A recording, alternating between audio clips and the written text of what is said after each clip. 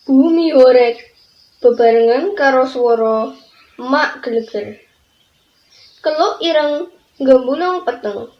Saya dhuwur, saya amba tebane. Mekrok kaya jamur gedhe.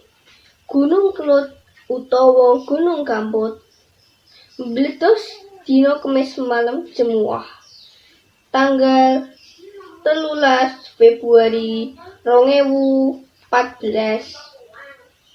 Meu watu krikil lan awu diwutahake saka wetenge nganti sumebar teka ngendi-endi.